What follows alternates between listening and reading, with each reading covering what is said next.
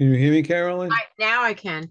I was having major Yeah, that's okay. audio You get issues. I straightened out now. apologize. No, apologize. I just want to make sure I have you in a room. Oh, I have you here. I'm going to put you in group 3. Just give me a Be, second. be, before you do that real quick, I'm sorry. I emailed you the Board of Ed assignment because I couldn't, it wasn't open on in the bright space, but now it's blocked out, so I can't upload it there. Okay, I'm going to unblock it, and if you could upload it to there, I'd appreciate it. Yeah, that's what I want to do. Sure, Okay. just remind me. I'm going to forget, so you're going to just email me. I'll take care of it. Yeah, no problem. I just want to make certain you get the work. Okay, no problem. Thank you for just reminding me. I was wondering about that. All right, so I'm going to put you in group 3. There you go. Thank you. My pleasure.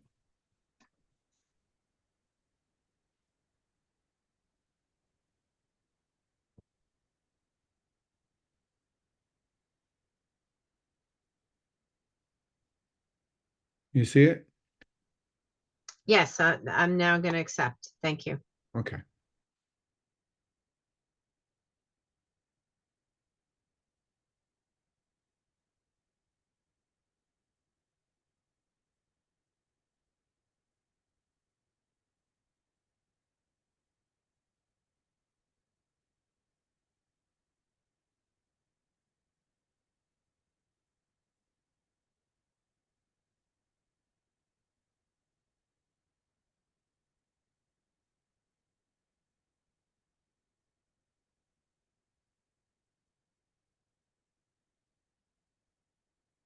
Their chance to be included into some sort of either like co-taught or something situation where for 20 years I've been fighting this battle. So I'm trying to now come up with a strategic plan for it because it's something that's been bothering me forever. That's great. So, that's good. Yeah. But what about, do you guys have certain things in your districts that you offer? Do you guys have a life skills population, I guess? We do. And basically, I know they're trying to like mainstream them into the elective courses in certain, but it's literally like music, Yeah. and art usually. art. Yeah. So you're right. That's it. That's Yeah, all so I know. we've tried, well, this recently we've done a unified gym. So then I think it's we have that too. optional. I'm sorry. We have Yeah, that too. it's optional, but I would like to see that for other electives too, to do like a unified, because Are you in high school? yeah, yeah. Oh. So some kids hate art, some kids. So I feel like those are the ones we could kind of get to maybe join some of the other kids where it could be a little bit more laid back, but you're still gonna address more than it's just those kids are lost. And I used to push into every elective that our kids had, and I would like augment the curriculum for the teacher, and I would do the test for them, but I don't have time to do that anymore. So I got to figure out some other stuff. Yeah. Yeah. Oh, wow. I mean, that's a great idea considering you're right. There really isn't anything besides like what we just said, the music, art. We do. That is a good point. We're either trying to get the unified phys ed or we have it. I can look into that for you if it's already up and running. I'm not 100%. We've developed like gardening classes where a special ed teacher will run it and then other kids could join. So I would like to see some things like that where maybe it's kind of geared towards that type of kid, but other ones can join. And also maybe, they could be learning through child development and things like that. Maybe there could be like a paper or something associated with like things they learn, or like they can have a teacher who's like a mentor, and maybe they can have their own goals within the class too, or something. I'm trying to think outside the box. Yeah. No, that's a great idea. I always want to cut in. It is great. Forgive me. Now I'm trying to keep my mouth shut, but I can never help myself. And Nicole just made the point. And I'm Nicole. I'm sorry, Christine. That was a great idea, and it is a great idea because what you're talking about is what I'm going to get to, not tonight, I don't think, but I guess next week would be the about creative thinking, about thinking outside the box. I hate that term, but that's exactly the kinds of things that are required in an effective plan. So I'm going to be quiet now. I just had a question, Dr. Bernard. So Sure. we have class next week or? No, You No, have continued, in other words, yes, you have class. right, but it's not, it's, Live, okay. not live. No, It's not And we no were lie. curious too if we're presenting or if we're just handing in a slideshow or You're presenting. okay. Could I request something? My kids are both Yes. I'm going to say yes before you even ask. Go ahead. okay. My kids are both in varsity playoff football stuff, and they have a dinner that night where they're both gonna get awards, I think. And it starts at 6. So I was like, maybe I could do mine first. I have a good idea. Let me promise you to go first. Okay. If you think I'm going to remember that, that's you're not I gonna mean, remember. I'll email you and remind you, but this Yeah. came up and I'm like, oh no. And then I was like, should I not go? But I'm like, it's my No, senior and my no. sophomore. You got to go to both places. All right, we'll get you there. All right, thank you. Thanks. Here. Yeah, so anyway, that's my topic with some ideas. But I was also, Pam, do you guys have life skills too, or? They do have life skills. I'm Okay. not in high school, so I don't know how Oh, you're involved. not. Oh, I but know- what about, I was actually asking district wide because my middle school, we have literally nothing. Like where the kids don't even have an option to take an elective for some of them, which is just like criminal because we do have that. they do like a double literacy and math at the middle school level. So it's like this gray area for our special ed kids that are more severe. Middle school is really lacking. In fact, we often have to send the kid to another school because we really don't have anything because we're secluded. So sometimes we'll work together with our other schools that feed into our high school at the elementary level to try to get them. Middle school is a bit of a problem, but the elementary school, we do have a little bit more, and we have so many related services who are trying to augment different classes like the OTs and the PTs. Yeah, the speech teacher comes in, does like a cooking activity once a week with them, like, Yeah. following directions, speaking about it, that Yeah. type of stuff at the little kid, Yeah. The biggest thing I see with some of the kids we're getting a lot recently is they can't transition. So how do you bring those electives to them? Because they really struggle. So we did have like our 4th and 5th graders were like delivering a salty or a sweet snack. They would teachers would put a Velcro on the door of what they wanted, they would deliver it, but then the screaming and things like that, they did have to stop. Yeah, we have them watering plants in our school. We have a whole school store. We had Ina Garten come to our school and film with us. Like it was pretty awesome. We've been really working on it for a long time, but it's we can do those things. It's more how do we include them with other kids. And so, that's where I know the parents, that's important to the parents. It's important as role models for them. So, we're trying to think like, I know they can do things on their own. We could set up a bunch of stuff within the school. However, I'm looking for opportunities where they can interact and have more experiences with typically developing kids. Hence electives. Because also when it comes to a teacher's schedule, they need off periods, and so there has to be some sort of, everyday thing for them. So that's one of the challenges. So Lots of information.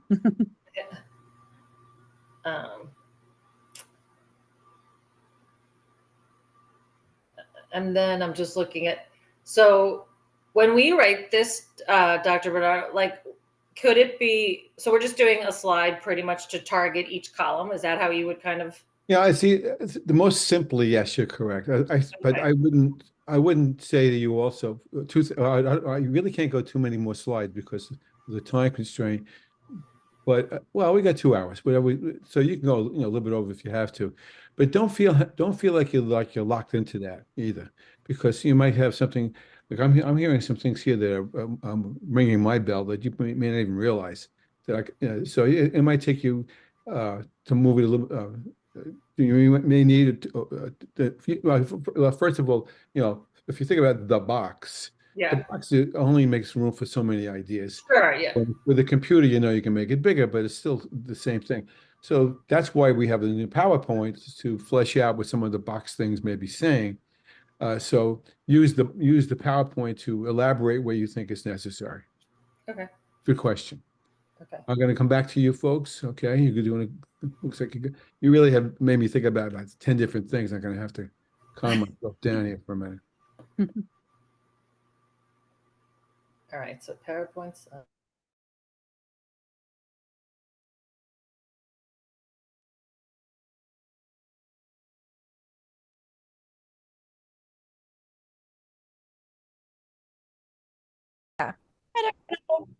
Hello. Hi. Hi. I'm gonna do the best I can not to talk, so just make believe I'm not here. That's okay. Well, we went through our pieces already, so we'll just kind of rehash our PMI. If you want, are there parts of the PMI that you need to talk to each other about? I bet there are. We kind of all were happy with our positives were all kind of that our plus was that we all felt like very confident in the topic we had picked and we felt interested in the idea. Like I know 2 people are doing what was it, attendance issue, like Chronic attendance. absenteeism, yeah. Yes. I'm doing like the restructuring and staffing. And then the third one, what I'm sorry, I'm forgetting now that I'm talking. I'm doing cell phones in schools. Yes. Policy. So we all felt it was like very applicable to our schools. So we felt like that was a major plus, that we felt like it was a realistic goal for all of us and it was applying to what's happening in our schools. All right, now these are on the district level, yes, no? Yes. Yeah. And lessons for leadership here, what skills do you think a leader would need to make those things happen? We know, I guess, like, interestingly, so when I was looking into chronic absenteeism, we were just talking about it. There were a lot of things that in my district where I have a chronically absent student and I ask about, what can we do? Oftentimes the response I get is very simply like, talk to the social worker, they're going to work on it. And it sort of gets pushed from the admin level to the PPS staff. And in researching, there was a lot of things that I found that on an administrative level you can do more proactively than reactively, but things you can do to help make the school a safer space, make the kids feel more comfortable coming, ways to sort of kind of like assess and address what's going on at home, and trying to find things that, like, again, like when we do the needs assessment, like questions to ask to try to get a feel for like where the school district is lacking, and then what administration can do on really the district level to try to make those changes. That way the kids feel like they can come to school. So I thought that was cool because a lot of the times my response that I get from leaders in my building is like, I don't know.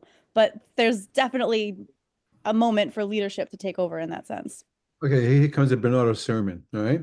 First of all, you were reading my mind about the information gathering piece, and the minute I was thinking that you read mine, and you said, "Oh, well, from my own research, here are things that are emerging that are not put in place by the actual district that you're in," and then you wonder why. What do you know? What's that about?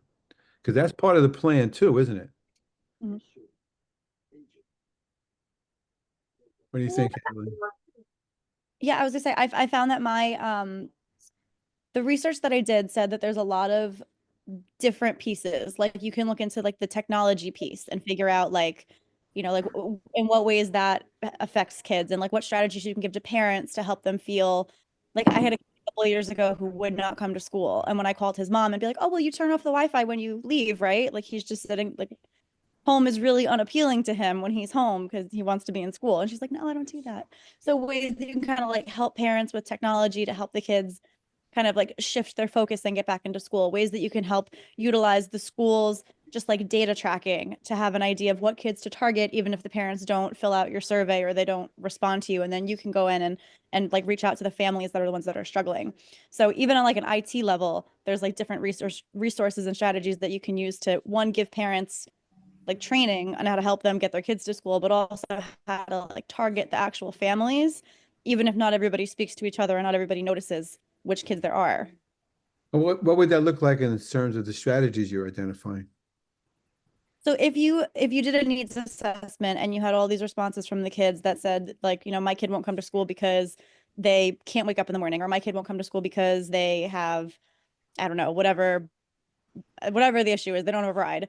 So you would have parents that respond to you and say that those are the issues, but then you have the parents who have different struggles who are just not willing to accept help from the school. So the parents who still don't send their kids to school but aren't open to the conversations. But if you can go through the data and you can see which kids are still not coming, you have a better access to finding help for those families. So whether that's like on the actual district level or whether that's reaching out to other like services, like maybe that student needs a PINS officer to help get them to school, or maybe there's something else that's going on, that there's a CPS call that needs to be made or something, that these kids are being kept from school and there's something else that needs to be done. I feel like a lot of those kids fall through the cracks, and if the parent's not on board, a lot of the times there's not much we do for them. You know, again, you're reading my mind again a lot. I don't know where you are, but that we're not that close to each other for us to be reading each other's mind. But you are, and I'm admiring your ideas a great deal. I'm just trying to see how they fit into into the boxes, Caitlin. Yeah. So Yeah, sounds that's like just one aspect of the technology piece of it. But there was like a lot of different stuff that I was like, oh yeah, you could do this, and you could do this, and you could do this. Before I was like, I guess I call the parent, and then I don't know what to do. So being able to kind of like come up with a plan and have these resources in place to like address the issue and find out who's having an issue, I thought that was cool. my very first administrative job was attendance office, and it was I learned a lot, and it was only a couple of months, but I learned a lot along the lines of what you're saying. And I also ran into, and this is the thing I don't think I've heard you really answer yet. I also ran into a cultural bureaucracy that obstructed my desire to do things along the lines of what you're saying. Is that a root cause issue? Because you talk about doing homework about what the kids are doing and why they're not coming, and maybe their families enabling that. But what about the other side of the equation? Yeah, in my I actually made a needs assessment. I made a Google form, but I had questions there, and they're about like hours of sleep per night, access to a bed at night, access to 3 meals a day. Are you hungry? Are you whatever? Like all of those, like, if you think about like hierarchy of needs, like are all those needs being met at home? And is that a reason why they can't wake up in the morning because they're too lethargic or they don't have clean clothes to come to school? Like what else is happening So you're not that's keeping encountering them from coming? you're not encountering any kind of cultural bureaucracy in the district that enables or enables the bad attendance or promotes good attendance. I'm asking. Can I make I a teach quick? where you live. Go ahead. Mine is not working for some reason. My Zoom or whatever the heck this is. I just wanted to say, Caitlin, like, because I did this absenteeism for another project, and if you look on that report card site, I found the statistics of the absenteeism and economic disparity between and wasn't, and it's a lot of times like where I am, like the kids are taking care of their younger siblings if like the kids are sick, the elementary age, because I'm a high school teacher, and then like the parents have to go to work, so the kids stay home, and like I was able to kind of like glean that from the report card site, so that might be another good source for you to, if that's what Dr. Bernardo's getting at with that. Partially, yeah. Because there's I, I'm not sure how this sounds, but here it comes. I get really frustrated when people say, "Oh, there's nothing we can do. I can't. I'm not their mom, or I don't. Mhm. I don't. I'm not paying their bills. This sort of thing. So just let it go and let it happen, and don't make a big deal out of it because you can't control it. And then when and this is a terrible thing I'm going to say. And then when their attendance rates come out on the Newsday, or if they're or the same kids who weren't coming to school are the ones who don't graduate, so their graduation rate is down ultimately, whether didn't go to school in third grade and now they're still not and as they get to 12th grade and they still can't graduate. It just bothers me that sometimes there's a district-wide leadership mindset to say we can't do anything more about it than that's the case. And that's why I asked Caitlin the question about what can leadership do other than what Caitlin has some terrific ideas. But what can the leadership do to take a more active stance in that premise? So I'm also doing like the chronic absenteeism. So something that I was focusing on is kind of more like almost like a PR kind of thing for our school, of like putting out the message of like, we want you here, we want your kids here. And then like putting out this message and like having specific dates of like when, okay, if you're absent this many times, we're going to reach out to the family and be like, hey, so we noticed you haven't been here. We want you here. Is there anything we can help you with? And like taking it the approach of like, we're here to help and we want you here rather than like, you're in trouble. You need to come to school. You kind of thing. So I was like, if the entire district does that and like going up to the superintendent and it's like, we want your kids here. We like when they're here, like that kind of thing. How can we make this more of a place where they want to be? That's kind of like the approach that I was going. And then taking the data, like you were saying, Caitlin, of like, okay, now who are these kids that are like chronically absent? And then having like almost like an MTSS meeting with everyone involved to come down to like, why are they chronically absent? And like, what can we do as a team to like improve their attendance? Wow, you MTSS. I just had a woman this morning uh, present her dissertation on MTSS. Maybe the other folks may not know what MTSS is. Would you explain that for a moment?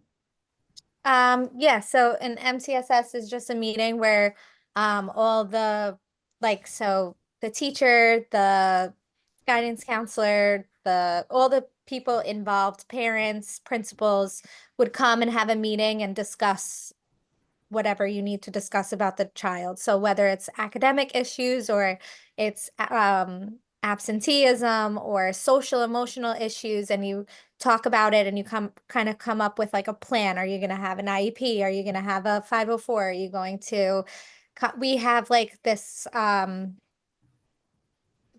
don't know what it's called, but we have like a thing with Northwell Health. So like if the students are struggling like mentally or like Yeah, anything like that's it. health, so like we could recommend them for that. So like having an MTS meeting is like bringing everything together, bringing your data, coming all together in one meeting and talking about the child and having everybody there at once and then having a plan moving forward. What district is this? Hapag. Upper, I guess who did a dissertation this morning. I think she works in your building. Does she? What's it? Yeah, what was her name? Bilski. Last name was Bilski. Oh, Rebecca Belsky? Got a doctorate today, and that's what she Oh, talked about. really? Oh, okay. That's why and did out of the park, home run over the center Oh, field. yes. Oh, that's so funny. Yeah, because we just had a whole thing about her doing MTSS for behavioral and more social emotional things. So that's yeah. I'm not going to stick around to hear the answer to this, but there's another. I would throw my fingers across, and that would be. So I think you got a lot more to talk about, you guys. And the thing we're done, all right. And that would be what I wanted to say was you also hear about district policies, about participation in sports or in extracurricular. If you have so many unexcused absences, this happens to you. If you have so many unexcused absences, you can't take the Regents, which is illegal, by the way. Uh, or you mean there's all different things that people try to do it. None of them work because it's punitive, but it certainly is a leadership approach that people are prone to take, especially when they're grappling around for solutions to that. That's why my fingers are crossed. I'd love to stick around, but I have to go. So I'll come back to you first chance I get. Sounds good.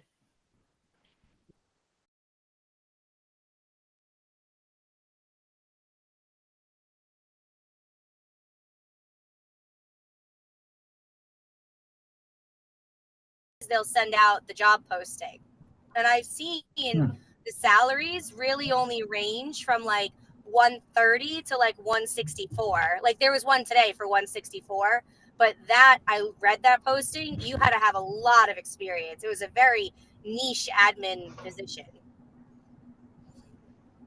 Interesting. Hi, Dr. Bernardo. We're discussing the risks of taking new positions in administration and how difficult it is to not be able to go back to teaching if you don't like it. Well, what you do is, if you can, I have a daughter who's, yeah, I'm not going to say how old she is, but she's up there a little bit. She decided that she couldn't take being told what to do by people who were stupid. So she's doing, as we speak, she's taking her admin degree in another university, and which means she's calling me up 3 times a week for help. And I, and I Wait a minute. They didn't do a legacy for her at Stony Brook because she worked for them? She didn't want to go there. I would have been happy to have her, but that's another story. You need more time to hear that story. I'm shocked they wouldn't do some type of tuition break. Yeah, no, they wouldn't have. They didn't. But she's okay with whatever she's paying. It's another state university that she's enrolled in. So at any rate, I said, when you finish your degree, you're going to be close to retirement if you be eligible for retirement. And I said, why would you pull up your stakes in a district where you have up to, I guess, about 25 years worth of experience by the time she finishes, and take it to another district and often start with a lower salary, and often and almost always start without tenure. And she said, luckily for her, she's in a position, the family's in a position that she doesn't have to worry about those kinds of things. So a lot of other people would. So yeah, you got to have some courage to do that. The other way to look at it too, and I'm going to presume, first of all, you're going to get a great preparation out of Stony Brook. Almost everybody in Stony Brook passes the CERT exams with flying colors. I can't think of anybody who didn't that I know of. I actually have a question about those. Are you semi or very knowledgeable or any type of knowledgeable about those exams? Oh, we'll talk about that another day. You remind me. I'm happy to talk about that. I just have very general questions. Okay, well, let me, even if we get through this, or maybe we can talk about that some more. Sure. Yeah, I'm pretty knowledgeable about it, but yes, the short answer is yes, I am. Thank you. Okay. But you shouldn't worry about passing it, because if you just do like things like this, you're going to have all kinds of muscles. I just don't even know I don't recall the structure of the exam anymore. I looked into it years ago, but I vaguely had a colleague saying, oh, it's a 10-hour exam. And I was like, what? That I don't remember, but I will tell you this. Get the Ken Foreman book. Okay. It's like a Regents Review book for the state exam. Okay. Get the Ken Foreman book. Get the Ken Foreman book. Get the Ken Foreman book. Okay. Because that's really a major boost. And there's even a prep class associated with that, if I'm not mistaken. So, you shouldn't, no need to worry about it. I respect the fact that you do worry. But for people to leave, I wanted to say that you're going to pass the exams and you're going to be certified. My read of the job market is pretty positive for openings. There's plenty of openings, and the pool for applicants is shallow. Yeah. What Anne Marie asked, people are make nice money as teachers with better hours and often more vacation time. And why should they stick their head in the oven if they don't have to? There's another way to look at that. Becoming a leader is part of what you folks aspire to. One reason you're doing it, and this is when the righteous Richard comes out, is because you get a horizontal movement on your salary. I understand that. But I also kind of chafe at that when I hear people say they're doing that, just taking these courses just for that reason, because you're being transformed, you're being changed on your own because of the kinds of things that you're being immersed in, not just in this class, but in all of your courses. You're not the same person when you finish this, and you will have skill sets and mindsets that the ordinary teacher does not have. And now to put them back in your pocket and not act on them, it's really kind of sad, I think, for the kids who might have benefited from your being their leader, and for the staff who would likely have benefited from you as well. So I can't tell you what to do, but I will tell you that you should always aspire, especially since you're taking the district level certificate. So I have to guess that most of you have drank the Kool-Aid in the first place. So I didn't answer your question totally, Anne Marie, but I think that's about the best I can do with this. What else is going on among you folks as far as your conversations? We went through the syllabus, and we're just talking about some of the parts of the final project, and like clarifying, like the assessment need, like sending a survey out or a Google form to the staff to see what they're, how to word that and how to use that, making sure that that was included. That, do you want the questions like in the final project that we send out to the staff In a perfect world, yes, but if you can't get it done, it's okay. Okay. All right? Because I don't expect you to administer the survey. Yeah. I mean, it'd be nice to hear some feedback off, Yeah, you know, I'll unofficial. definitely, I'll give you feedback. I have strong feelings about surveys, actually, and I could bore you to tears about that. But Oh no, surveys we've are all been dangerous. we've Surveys all can been a be part of very, them, and we're wondering where they all go. Where's the data go? Who's looking at the data? You know, like, you know. surveys are dangerous things because most surveys are really terribly put together, and then people don't always have the skill sets to interpret what the data really tell them. And Sure. it's okay. It's fine to if you can create a good survey, or if you can find one, you can find almost this. All you got to do is go to Google Scholar and look for a survey about most anything. You're going to find some validated. That's the important word. Some validated surveys out there that you could adapt and work from. That's another conversation. Mike, I'll help you with that. If you want to put one together, actually put one together, you let me know, and I'll be glad to work you through it more carefully. Awesome. I appreciate that. Thank you. It's my pleasure. I love doing this. I'm a nerd. All right. You're not a nerd, but I'm a nerd. All right. I'm going. I'll come back to you in a little bit. All right. Sounds good. Can Thank you. I ask you one other question? Sure. We're doing Google slideshow, right, for this Or presentation? PowerPoint. Yeah. Or PowerPoint. And Or then are we also writing up, do you want No. this written up okay. No. Okay. So think the boxes are the boxes, and it gives you the overview of what you were suggesting. The PowerPoint gives you a chance to visually display what you were thinking and elaborate that much more. And you're going to present it on the 5th. And I kind of want you to write a paper, but I think you worked hard enough not to have to do that. So I can pretty much gauge from all our conversations where everybody is. Okay? And do you have a range? Like, is it usually like 20 slides, 10 slides? Is 5 there to 7. any? 5 to 7. Okay. Set Okay. that way back. Great. All right? All right. Thank you very Otherwise, much. my pleasure. I appreciate your questions. Okay. I'm going. I'll be back. Okay. Thank you. Bye now. Thank you.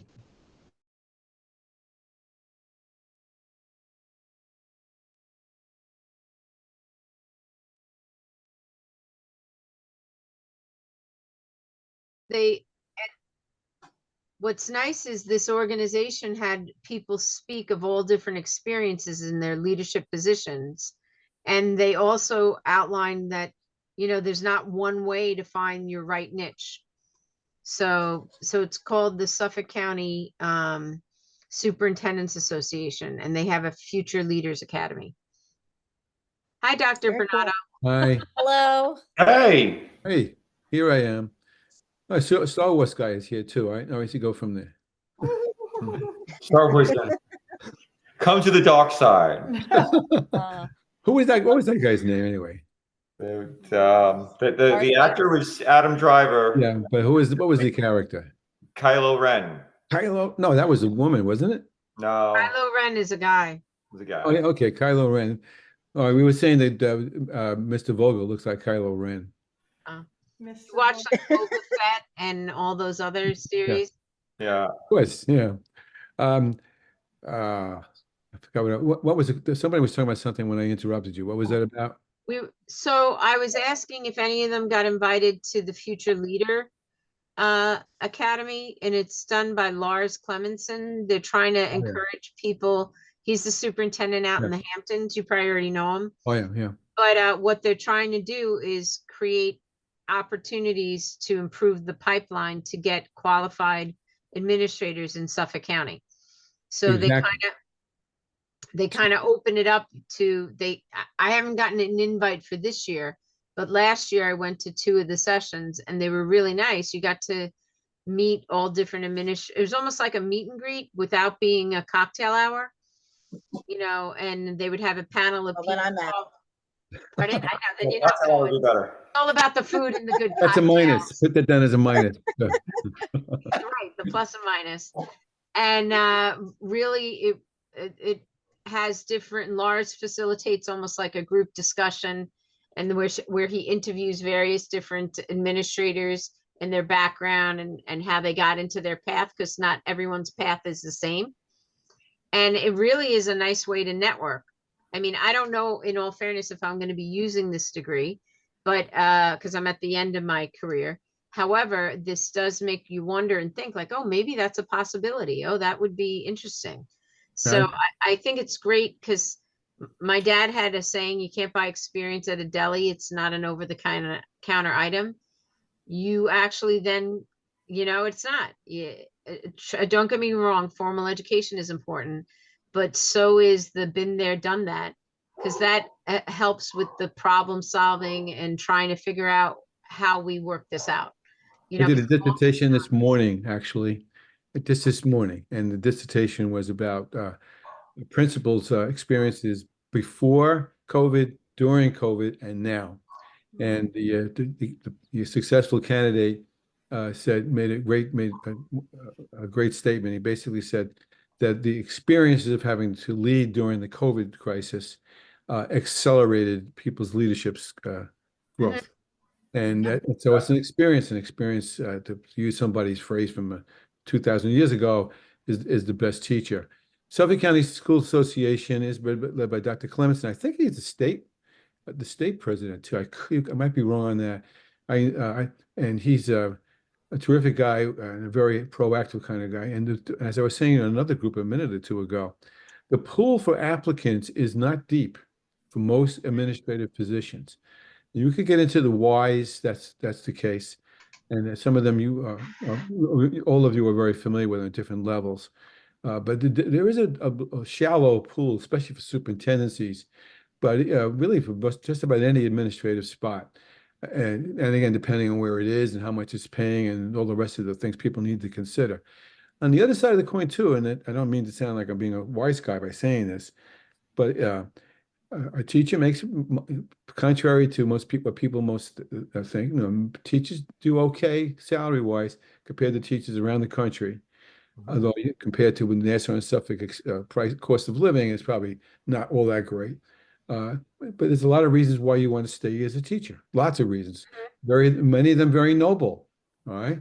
But the same things could apply to becoming a leader, even at a relatively advanced age to some extent. I don't know if I said it to this group or not. My daughter, I did say it to the group just before you. My daughter is up there a little bit, and she's taking her admin degree at Fredonia online because she decided that she didn't want to take orders from idiots wherever it is she works.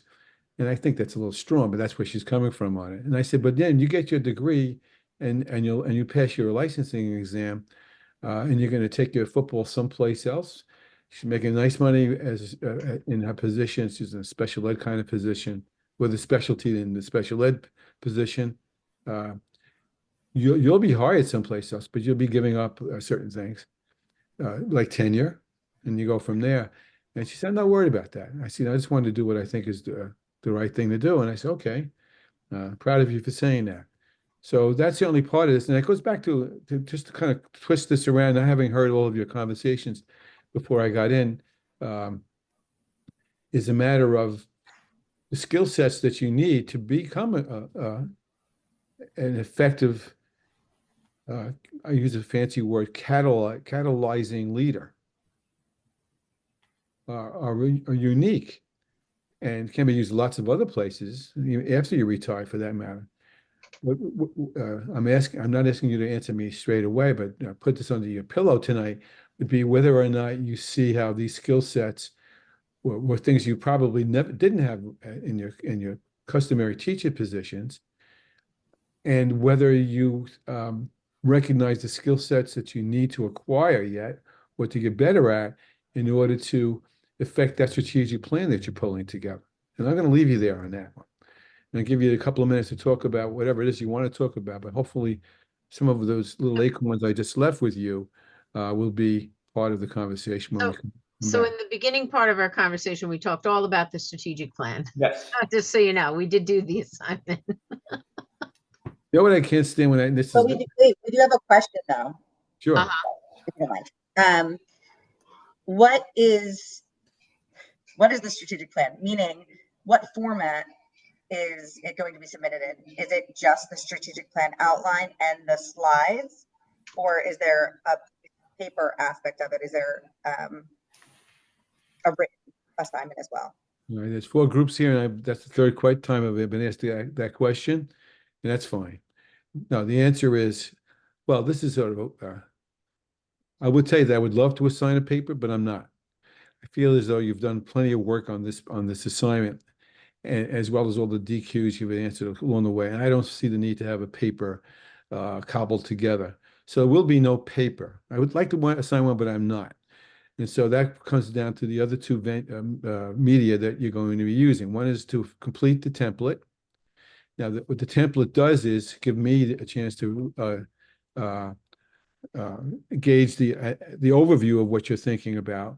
The template's insufficient on one level because even though with a computer you can make the boxes as big as you want, in essence, what you're doing is giving me just snippets of what you're thinking about in terms of your planning. So yes, you will do a template along the lines of what I've given you or demonstrated. Did his audio go out? No. We've heard him the whole time. Okay, I'm sorry. I'm having audio issues. I'm sorry. You'll do a template, okay, and then you'll do a PowerPoint. And the I'll PowerPoint call you, Carolyn.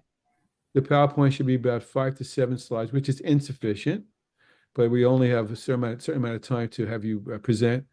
But that will give you a chance to elaborate and for people to ask questions of you and to figure out why you said this and why you said that.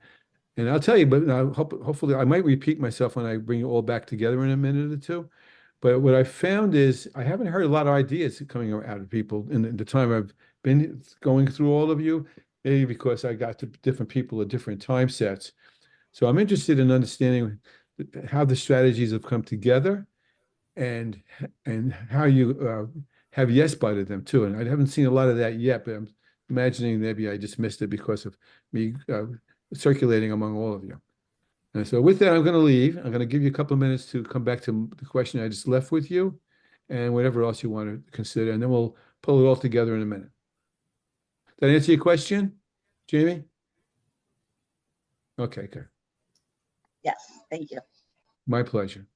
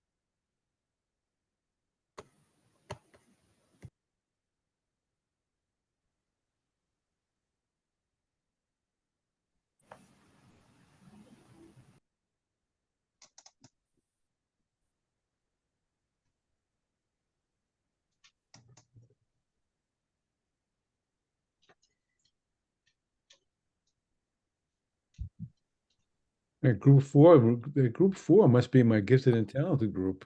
I'm sorry, my group two must be my group, my gifted and talented group because they're all back already.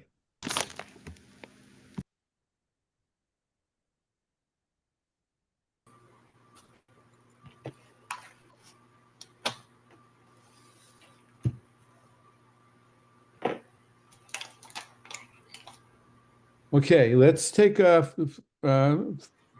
minutes.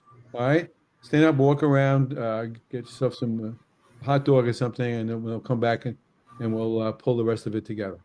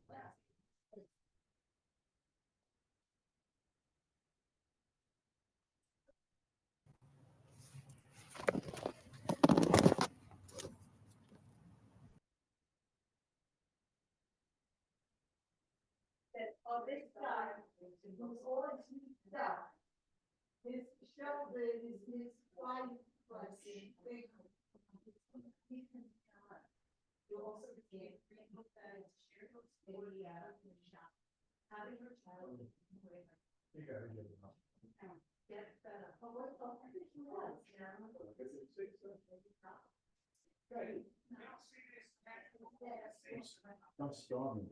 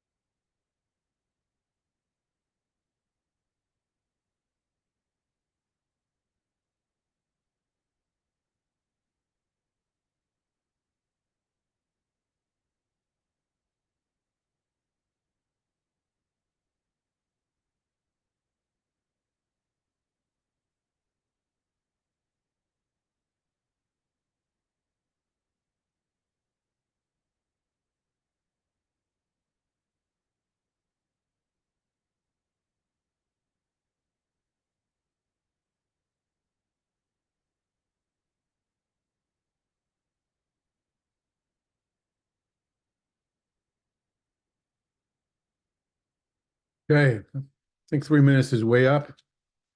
And people are still walking around getting a snack. I have mine right here.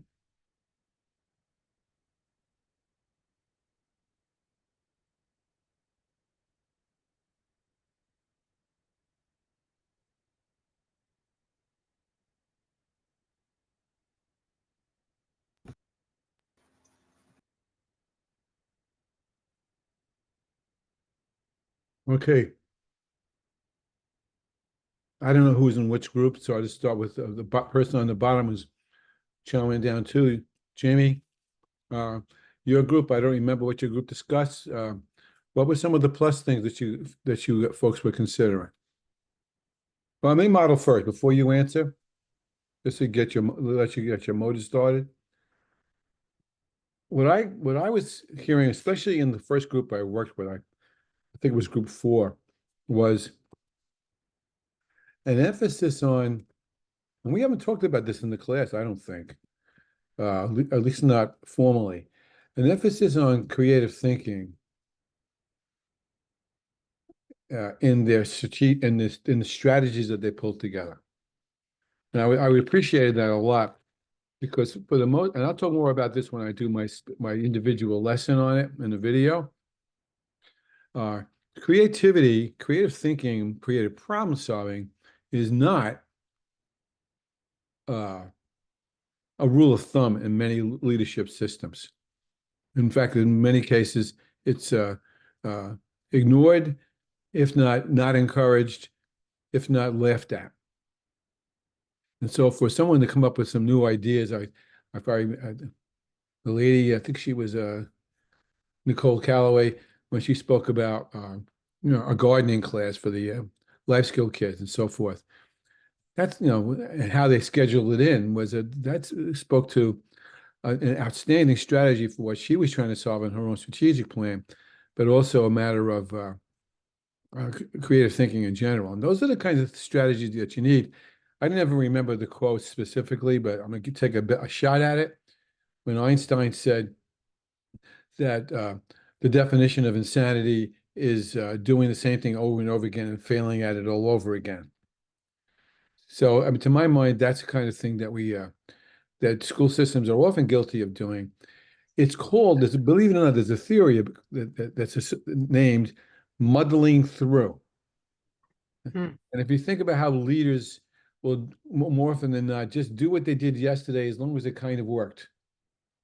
When in fact, the issues that you were talking about were all the way across the board, all 4 groups, deep, important issues that had to be considered. And not only that, I heard in every group, the understanding or the recognition is a better word, I suppose, that you needed to do some deep information gathering across the board. It's not a matter of just finding out what students think or what parents think or what administrators think. It's a matter of understanding everyone's input and then trying to recognize what the issues are that lie beneath that root cause 5-way thing we talked about before. So those are things I saw that I thought were pluses as such. Okay, now I'm going to go over to whoever I was pointing. Was it? I forgot who it was. So somebody got away with it. Who was me? It was me, Jamie. Jamie? I'll admit it. Okay. A plus, I hope I'm doing this right, is that we're identifying real issues, the real concerns that we have, and we're beginning to develop those ideas on how we would target it. Because why did you need to recognize that? Because we're beginning the process of problem solving. So we have to first identify the issues and then basically brainstorm how to strategically attack, the issue. And to do that, I guess this is like the jumping off point. So I think it's important as leaders to be able to identify those things and basically take the steps in planning. I like the way you said brainstorming, because although brainstorming is not the greatest word to use when you do talk about creativity, but everyone uses the word brainstorming as sort of a euphemism for all kinds of creative thoughts, because there are many ways to think creatively that go well beyond brainstorming. And I'm going to teach you some of those things next week. So that's a terrific answer. I appreciate it. Samantha, were you in the same group or maybe Samantha can't be heard, so I can't see her face. Let me go over to I'm here, but Mike actually agreed to speak for us. okay, great. Give me some pluses, Samantha. All right. So we our group, so Samantha, Anne Marie and I agreed, like a plus was that like we're implementing ideas, policies, or procedures that like will start like the gears of change that will have like a positive effect on the district, that we hope will have a positive effect. And that will kind of like prepare us for when we actually become an administrator. We want to like, implement good changes and stuff like that. So this is like good, all these things that we're discussing are like actually real life situations where we can, implement change that most people I think would agree with, that will catch on, that may improve performance, culture, that kind of thing, depending on what. Can you see what I'm doing? Can you see what I'm doing? No. Can you guess what I'm doing? I'm wiping my eye. Do I have something in my face? No. I'm saying wiping tears from my eyes. Oh, okay. Sorry. But she's saying something very profound. Thank you. Yeah, no, I'm telling you, that doesn't demean what Jamie said. Jamie also made some great points. And there's tears for you too, Jamie. But I have to say, what you said, you really you have your arms around the elephant on that premise. So if your group came up with that, I didn't hear you say that as a group when I was there. So that's a nice thing to say. Anything else you just thought was a plus? I think most of the things we agree with are also achievable. Like it's something that's not unrealistic. It can happen. Well, that's another good point, actually, because sometimes we come up with these, grand schemes that really are not achievable. And then when people realize that you can't do that because you need $1 jillion, or because the community will rise up in arms and drop you in the Great South Bay or something like that, you realize that the challenges associated with that need to be revisited. So that's an important point to take into consideration. Thanks a lot, Mike. Let me find some other people to jump in on this. Samantha Schick, although there is some communication thing with your Zoom, so hopefully we can hear you this time. What about your group? Are you in the same group as Mike? No. No, can you hear me? Yes. Yeah, let me know if I cut out. My Wi-Fi is a little funky. We talked about mainly because two people did the same we're thinking about doing the same topic. We were thinking about the different ways to structure the survey, the strategic, what are we calling it again? Not the survey. The needs assessment. Yeah.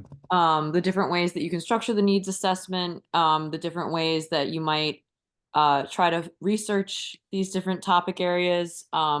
And two of the people in our group were both doing the chronic absenteeism in their building. So we talked about the various data points that you could find to figure out who's absent, why, possible things that we could do to fix these issues. And then the other thing we spoke about is figuring out a plan going forward, just how one might address this, what kind of leadership position might, stand up and try to do something about this. And we talked a lot about with Dr. Bernardo that something can always be done.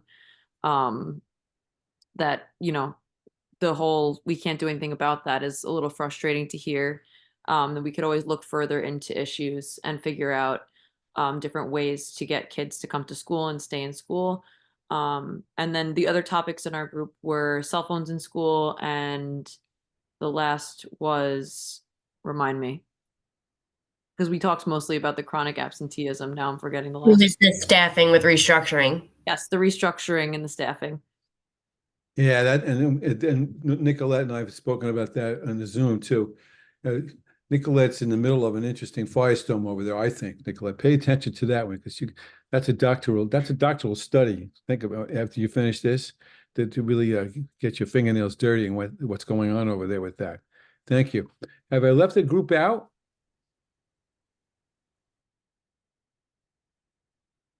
I've gotten all the groups. We didn't go. We didn't go? Nicole and Christine and Pam. Oh, the gifted and talented group too. We got to get something out of that. So Nicole, go ahead.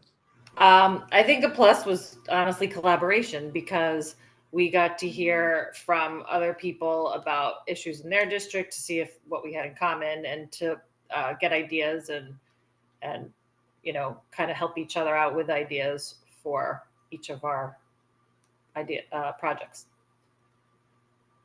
Yeah, we didn't. Well, wish we could have done more of that, but the way this was set up, there's a lot to be said for asynchronous instruction. Not my favorite mode, because I mean, much rather have you like I have you now, or even better yet, us looking at each other in the classroom. Believe it or not, and we would be swinging from the chandeliers and having a good time with some great ideas. But this was the best we could make out of that, and we got some nice things have happened. And maybe I'll make it. No, never mind. I'm talking to myself about it. So the collaborative exchange. Anything else? I just think we also got to exchange ideas, and similar to what other people said, I do think that the things we're talking about are doable. I don't think they're so pie in the sky type of things that we can't make actually happen with, really thinking about how it's going to affect all the school as a whole and all the intricate parts that have to align to make these changes. Okay, now remember, you're really futuring here, although I haven't called it that. That's what you're all doing. When you're making a plan, obviously you're trying to shape a preferred future. But I know I've said more than once, and you should probably internalize this for your own leadership growth. When it comes to future, there's 3 Ps. One is what's possible. We could bring the Martians in; they could tutor us how to do something differently, but that's not likely. But it's possible. There are other things that are probable, and you folks pretty much have stayed in the probable world, which is where you should stay. And as you sift out these probables, we'll come to that in a moment. As you sift out these probables, then you begin to narrow to what you want to see happen. And that's what a plan in the end is intended to be. So that's why I put down the 3 Ps there. There's another saying, I never remember it correctly, and it's not mine. A person named Richardson said it. When it comes to the future, there are 3 kinds of people. There are people who wonder what happened. There are people who have no idea what happened, and there are people who say, we can make it happen. And leaders really have to operate with that third realm, again, by being clever enough to figure out how to manufacture the collaborative creativity that you folks are beginning to get a sense of, and what Mike made me cry about before. All right. Now, minus is always kind of a negative, but let's just say, let's see if we can identify problems that you think you're having. One thing I can remember now is you needed more clarity and explanation about the actual expectation. I thought I said it about maybe 1,000 times, but it doesn't hurt to say it again. So the actual expectation should have been, but I decided not for it to be, a paper. I decided not to do that because I feel like you worked very hard for me on all the different assignments, and as well as the decision questions, approaches, and I didn't see the need to do that. So I left 2 other expectations in place. One was the template. Now the template, even though the template does, because it's on the computer, enable you to make the boxes big. I mean, I'll just make a box bigger. Watch, I made a box bigger. So you can add all kinds of new ideas into one box. But in just literally inserting the different ideas into each cell, so to speak, doesn't give you a lot of chance to elaborate and help us understand what you're driving at. So yes, you are going to submit a template.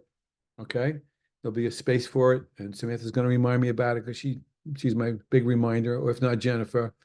And I'll in fact, it's already up if I'm not mistaken. You're going to complete the template, and then you're going to present on December 5th, 5 to 7 slides. So I think Anne Marie said 20. I would love to have you do 20 slides, but there's about 15 of you, I think, and I think that would be kind of lengthy. So let's go 5 to 7. If someone comes in and says, Bernardo, I had to give you 10, or Bernardo, I had to give you 4. I can't imagine that. But if if you want to go above the magic number of 7, that's fine. But I don't feel like you need to do that. And another person made the point, I've heard this question more than once, is that since there are, I think, seven rows, is it? 7 columns in the template, should there be one slide for each column? And my answer is fine, but not necessarily. You may need to elaborate on those strategies some more. And what I didn't hear today, and I'm going to put this one down, I didn't hear many yes buts, things that you thought might go wrong with the strategies. Now, that could mean two things. I'm talking to myself. That could mean two things. One is that you haven't tackled it yet.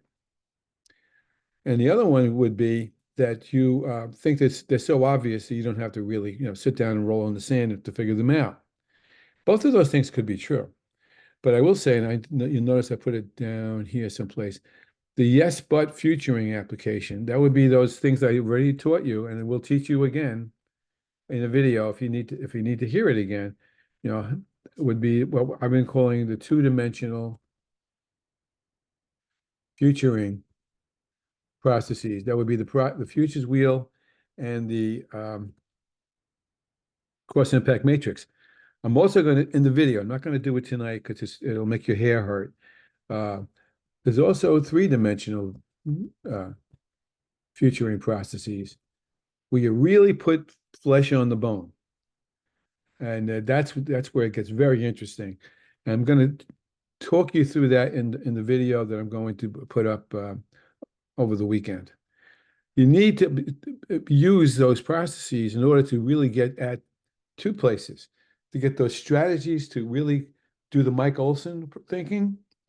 And the other piece of it would be to really identify the yes buts, what could happen, not necessarily what could go wrong, but what could happen.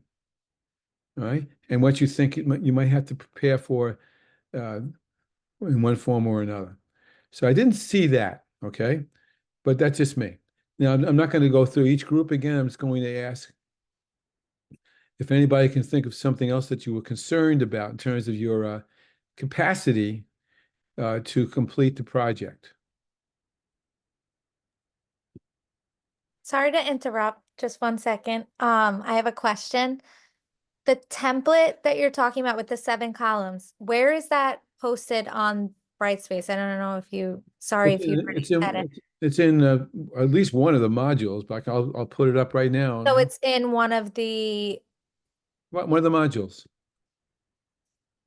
Okay, so in the content where it's in, is it in like one of those? It's in the September 30th to October 3rd module. Thanks, Caroline. Actually, you should thank Bill and Janine Vogel. I think they knew which week it was in. And Jen Burns is the one who told me about it. Oh, okay. So thank everyone. Everybody.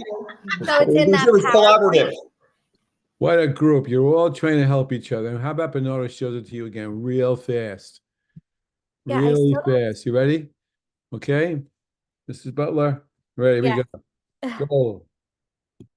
One goal. A deep goal. Something with, that deep and provocative. And I'm picking on poor Mike, but Mike's my teacher's pet today, but it's something that sounds like what Mike said. All right. The strategies, multiple strategies. I said 4 or 5. You could come up with more than that, but a minimum of 4 to 5. The first strategy should be information gathering. Which strategies would you use? I don't care which ones you say. I am going to speak about the surveys because surveys are dangerous things to do, and I will talk more about that before I'm finished. The strategies, the criteria, both formatively and summatively, enable you to gauge how well the plan seems to be operating. Much like you assess children in whatever you're teaching them in, along the way, you formatively assess them and you adjust if you have to. And summatively, when you get to the end of the unit or the end of the semester and you give the final exam or the Regents exam, you're summatively assessing the mastery of the skill sets. So how are you going to assess the plan. Now, always remember that's a multiple thing. It's not just one criteria. It's several. If you try to do just one, you're going to sell yourself short. The timetable, and again, I may not be going the same sequence that's on the module that you pointed out.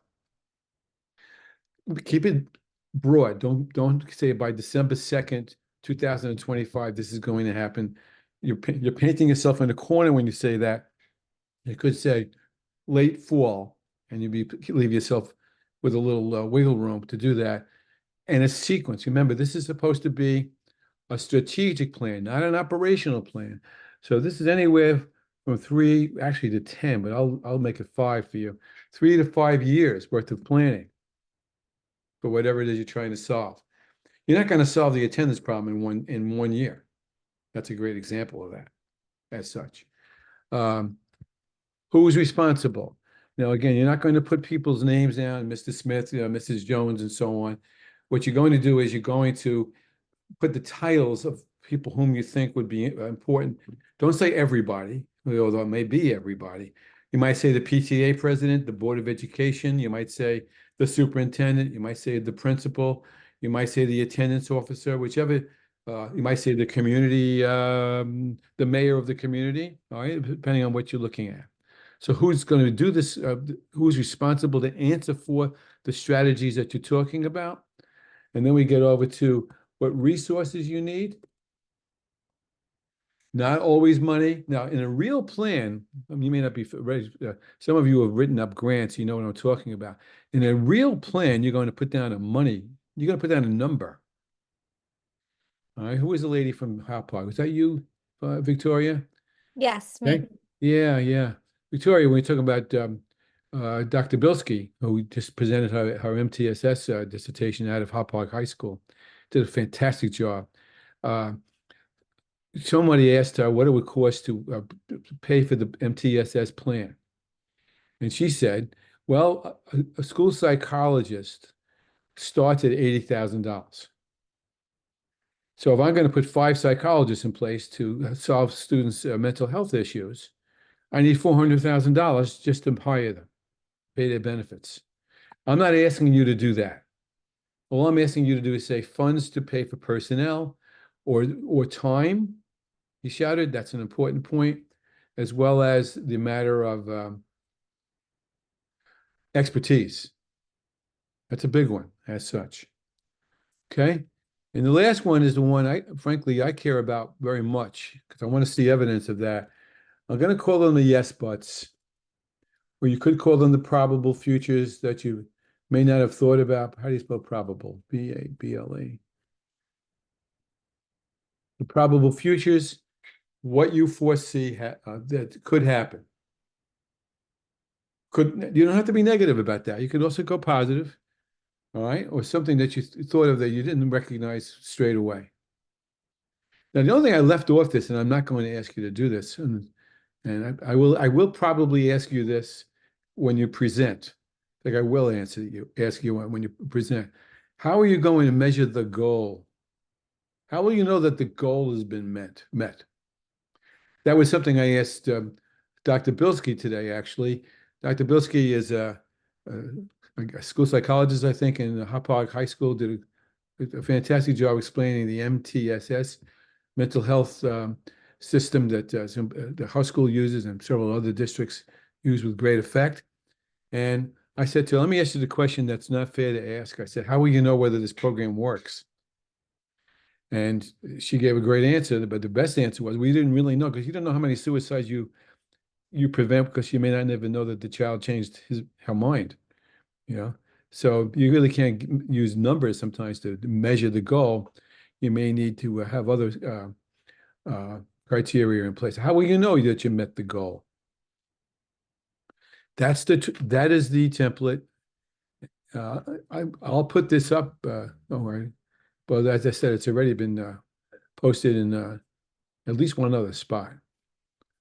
But it's no problem for me to put it up. Come to think, I'll put it up tomorrow. Not tomorrow, Saturday. Tomorrow I have 6 dissertations. Somebody bring me food for that one. Okay. Okay. Here we go. Questions, comments?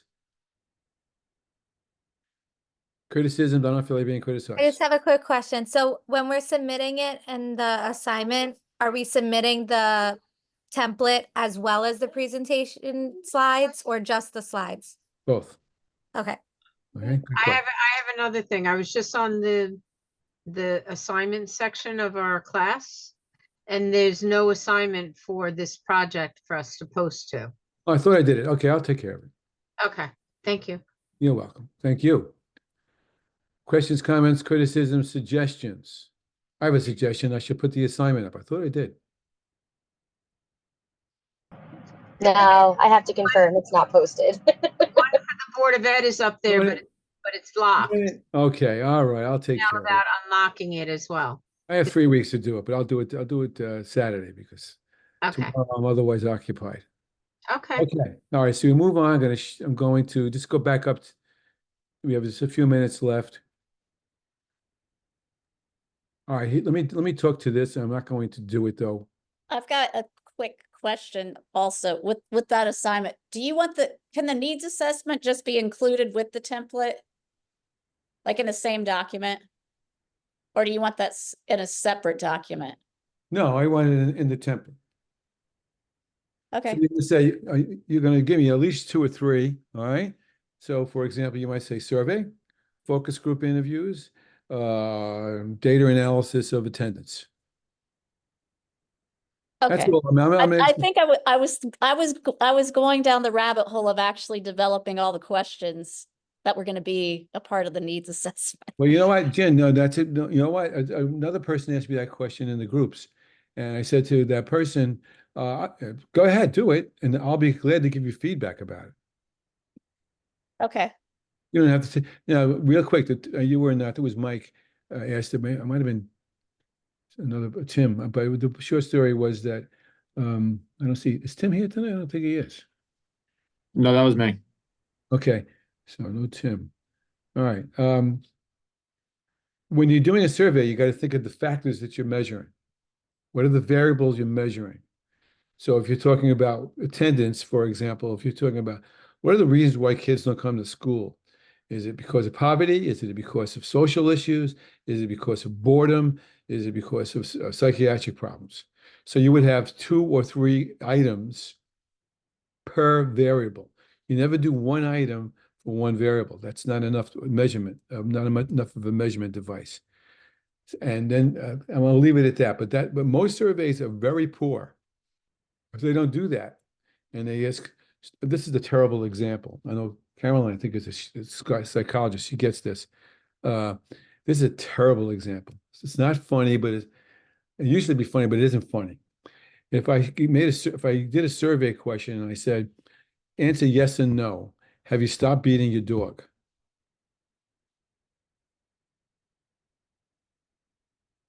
Yes, I stopped, or no, I haven't stopped. Either answer suggests that you beat your dog. Exactly. And so it's a terrible question. So you're not going to use that kind of question. So you have to be very cautious about how you make questions up. Extremely cautious about whether the question is clearly understood and whether it clearly is validly measuring what you're trying to measure. Doesn't mean you shouldn't do a survey. It just means you need to be aware of how to do it. And Jen, if you remind me, I'll recommend a book about survey development if you're interested. I'll have to dig it out someplace.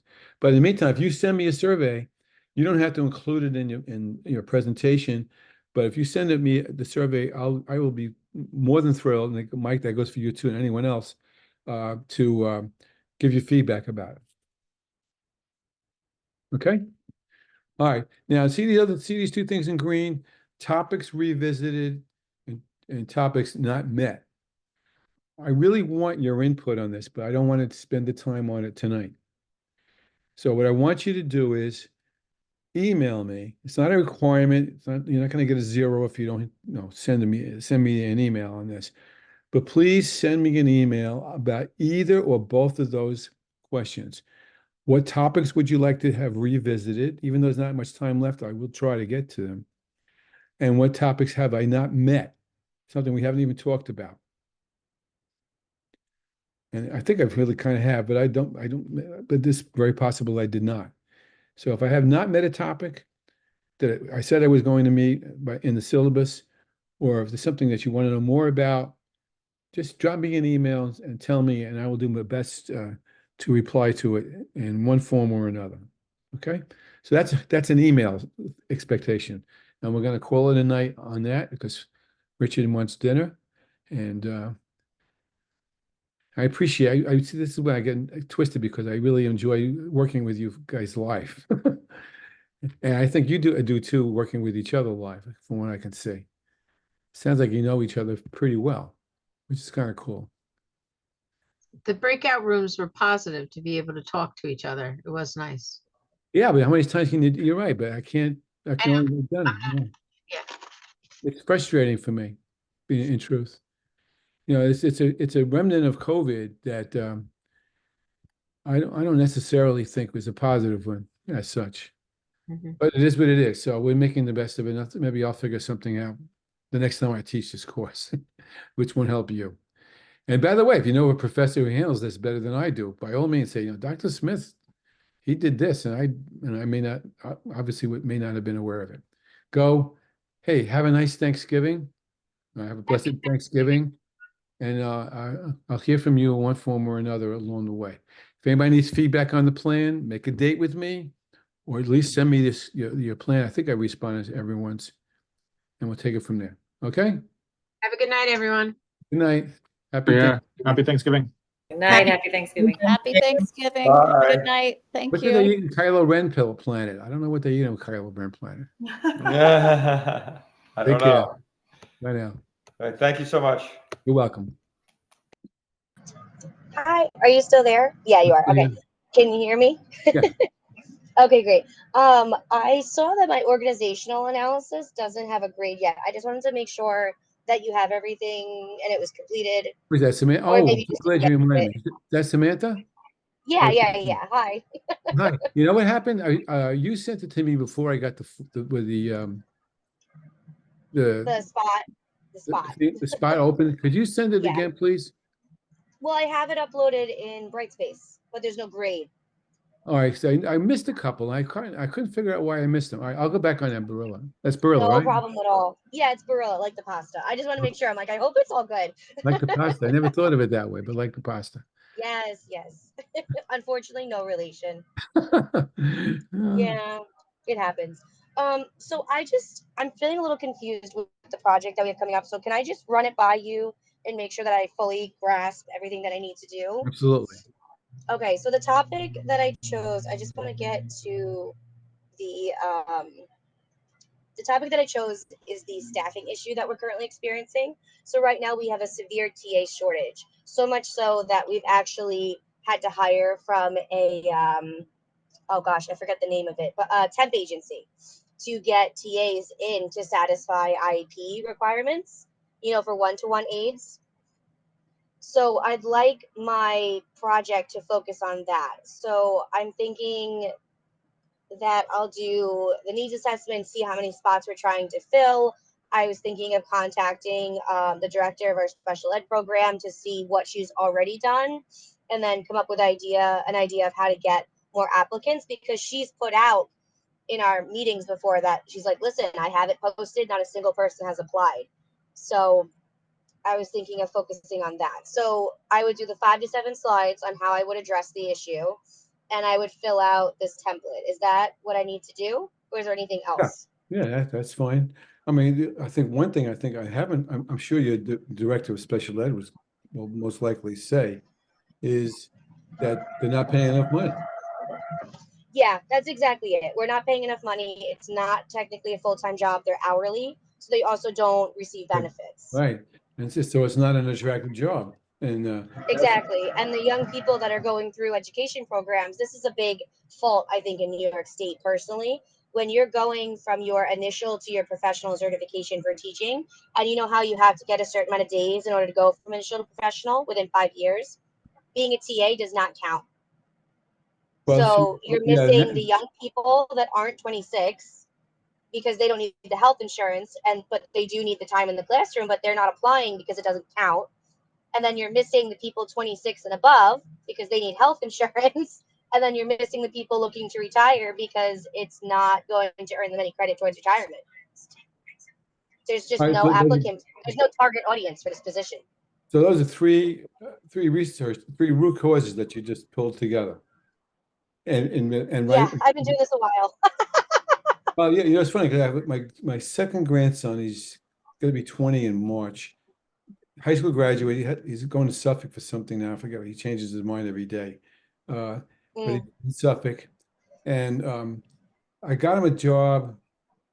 I shouldn't say I got him a job. I told him there were job openings in Scope because I'm also associated with Scope, and I told him that I called up Scope. I said, will you, and this is the sexist thing to say, do you hire men or young men? And the woman climbed through the phone. She said, of course we do. Said, Yeah. and then the next thing I asked was, do they have to be college graduates? And she said, no, they have to be high school graduates. So I got a hold of my grandson. I said, no, they'd be willing to interview you. So, so the kid get interviews, and they train him, and they hired him, and they trained him nicely, and he's doing very well. He's doing extremely well. Like they're moving him all around Suffolk to fill in spots because he's slides down the pole like a fireman and puts out fires. They even use him this summer to teach in Connecticut High School, actually, to teach us an enrichment class the Scope was running. They had him teaching the class. I said, that's awesome. He's not certified, but and so the kids, and the kid said to me, Grandpa, I don't want anything to do with being a teacher. So he's out. He doesn't want to do it, and it's just a shame because he's got some talent, but it's not necessarily an attractive position to be part of nowadays. Not to mention all the other things that are going on. So the three ideas you have for strategies are probably good, but it sounds like you still need to certainly interview this special ed director. Maybe well, I think the only target audience that we really could go towards is current college students, because there's one TA that we got that was new, and she started I think 2 years ago. That's like the newest hire we were able to maintain more than a day. We have a lot of people come in and quit the same day. Wow. And she's currently going to school to become a teacher. So I think what I'm going to propose in my project is advertising to local colleges, to current undergraduate students specifically, not master's students because they need the hours and the days, but current undergrad students. I'm talking freshmen, sophomore, juniors that could do the part-time work without the benefits because they'd most likely be under 26. And also they're trying to enter the field, and it would be a great way for them to make connections, because now that girl, she's a woman, girl, whatever you want to call her, that is the one-to-one that we've had for the past 2 years. She's looking to become a speech pathologist. She knows how it works. She can speak from experience. She takes her one-to-one student to speech. So she's worked with speech pathologists. So I think that's the target audience that we're missing. So that's what I'd like to focus on. What are your thoughts on that? Yeah, that's great. Two suggestions. I'm also an adjunct at Malloy, and I think just about every day I go on the email. They have they'll say, anybody know anyone who's a French teacher or a Spanish teacher, those kinds of things. And I don't remember them asking for TAs, but exactly, they would probably do that. They would probably do that. You know, also could help. Again, I could check for you if you want, but that would be, again, Scope. Scope may be able to help you with that too. I don't know if they provide that service. I think they probably, maybe even BOCES, but certainly Scope. Like I said, places the preschool. I'm sorry, the preschool and post school daycare things. It's virtually the same thing. Although they're having trouble finding people to fill those positions themselves, but they may have a way to do that. So what you got to do is obviously reach out to community agencies or universities that. That's what I'm thinking. Local university outreach. I'm talking Suffolk, all the different community colleges around here, whatever, Nassau Community College, things like that. Yeah. Good thinking. Thank you. All right. So you think it's a good idea? Yeah, very good. All right, great. Thank you very much. Remind me to open that thing up because I forgot it. I haven't done it. Yeah, it's going to be under assignments, right? Yeah. So all I need to do is